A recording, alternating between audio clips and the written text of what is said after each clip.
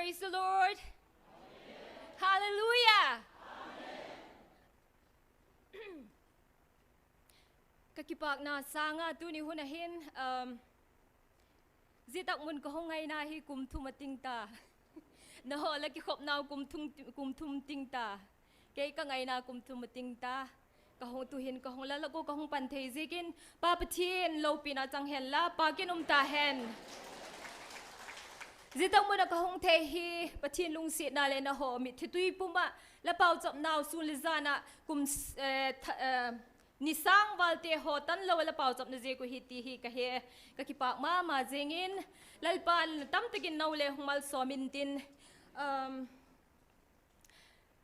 bangkim hi pathin lem god sa hi tu til tu pon gola khan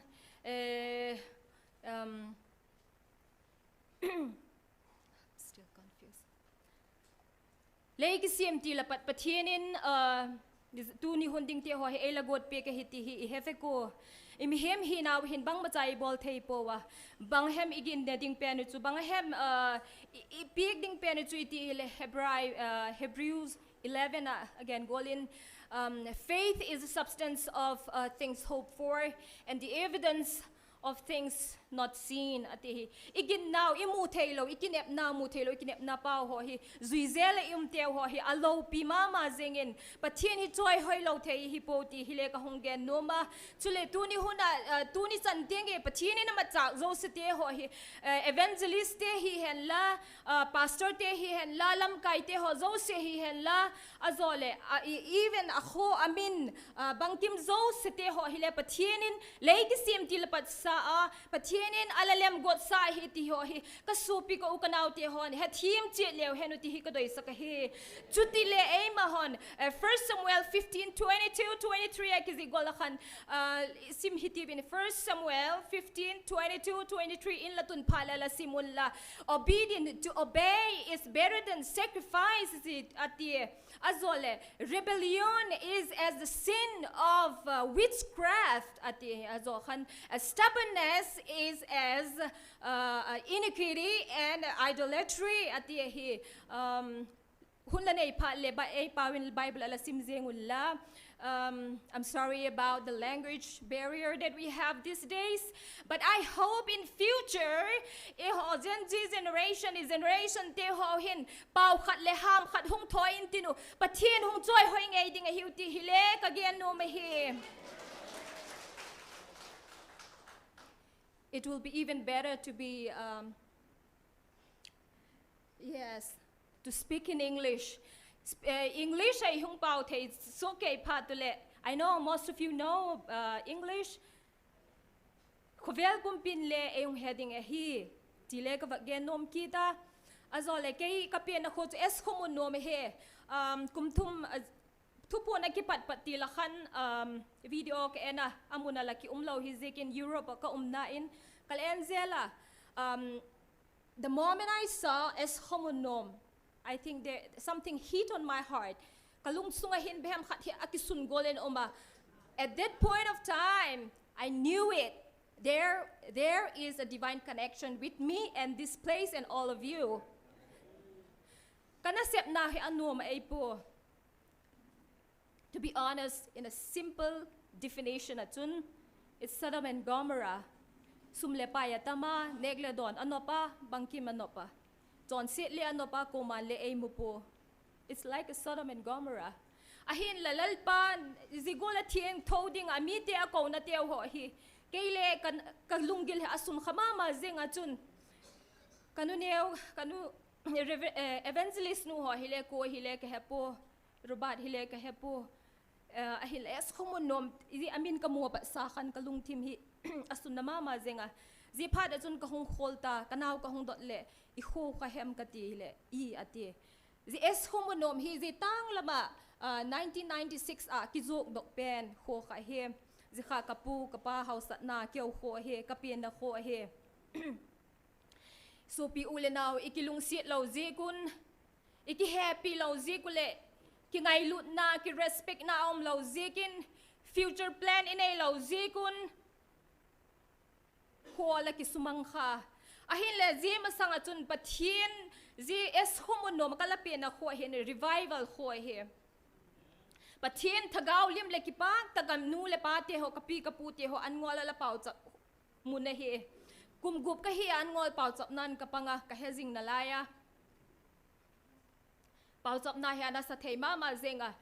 zi es homun nom hi le pathian in le ki siam ti la pa sa ala siam a hitai ti le ka gen no me hi sukmang ding ala go zeng ma lew le pathian na phalpo ahin la lawak heading khadu chu pau chap na ho ki nei zel se khom pi te hong pha le mi zo si khotang lampi kho hi wanga thingtang lampi hi wanga hun mi hong kal do son sul le alle lo hi la o kho cho nom ne ati se ko azo pha ki khop na hong pha le mi ali ma la ma thagau hi a hat di ka bange es khomun no ma hi na ti se ko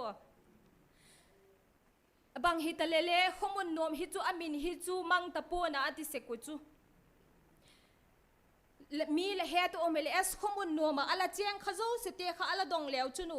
ami thiu pot ven tiu anop dan thagaw ki polim na anop dan nek le chak hol na anop dan mi hem akitok dan ho zo se kha gen in tinu ami thiu pot de chu tu ni chan he ki gen manglo ale zi huna pathin in zi es khomun nom khel khel a hong tel hi le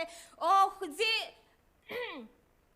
lấy cái xiêm má bát sa man thil alem got sa hi lo le bang zi ka tu chana es khomun nom min suk mang dinga agong ka la ala suk mang go do ta ala suk mang da no ta tu ni a pathian in nam pi ko na hong mat ki the hem ti hi ngai to lew hen pathian lem go da hi lo le zi gol thil the lo dinga hi ivang pau ki happy hi tiu pathian in alem got khat chu mi hemin isuk mang thei thil bang ma cha poi mi hemin kanuneu evangelist in kholam hile kanuneu ala hi kha ka pathang soile ka paneu ala hi rubat ji tak akhi pathian in ama cha pa hile kanau nge nge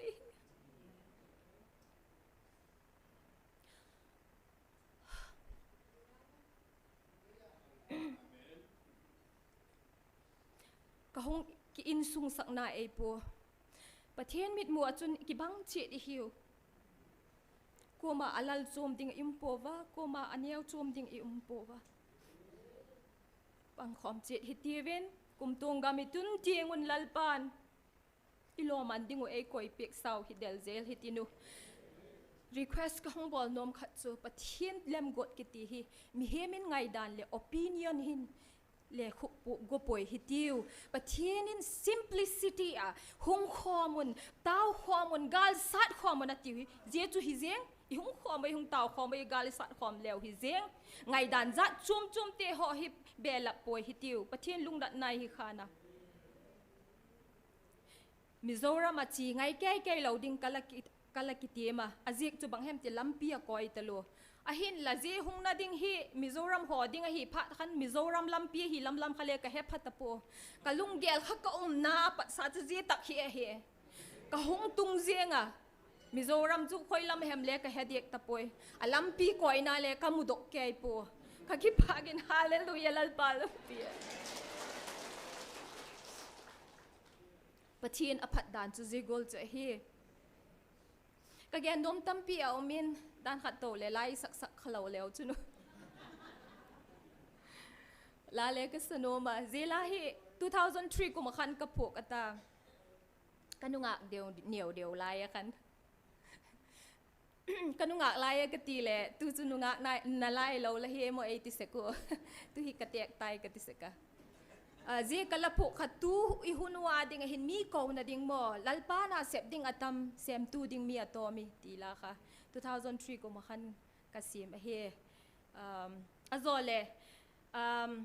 online a hi lo le YouTube offline al ending zo site es homun noma ala cheng te ho zo se kha pathinin I kho hi inam pi wa e ko na win amang hi hung khomun lang pathin pa khom hi tinu gal sating in chi khom hi tiu ti hi ka hung ti me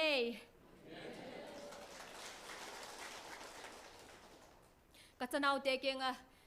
gal sat chi di kai ka ti le khoi ta ka MAT wa es humun no ma GMFDI gal sat chi di kai ka ti le a hung he thi mo je pha chon he ki ho lo di ta chu hậu ta kê ti loi to message tampi piung thoto lom main simle ka siman po kay chu kalunggel hitak hi hong yang Wednesday di tarik gup ni kan ka hong tunga da nga vela kan ka hong tunga ani huwa khale ki chol lovin ani khoma ma khan le ki khomin ka hong panga ka ki pa khi ahin la damlo na ni hong pa Saturday ni khan ka hong thei po nasatakin kapaneu ke nga la sakna khale leipik thei ta chu katile la sanai ti tiwa ale la sakna le epitangul le katile Sunday ni le epitangul le katile testimony le neu khat ka gen uti katile ale a Friday ni sa khan kadam po ka kichit ta kana tui kana thitui to ka bang to ka oma azo khan kadai leng diarrhea ka hong nei ki da ka thitawanga kai chun ka thigu ka tam le ka ti Saturday ni khan ale Sunday ni khan ka hong ki khom thei ki da hallelujah praise the Lord God is good all the time thank you la chung samai mai tang ka ele thu gen le pa jong si ki chai di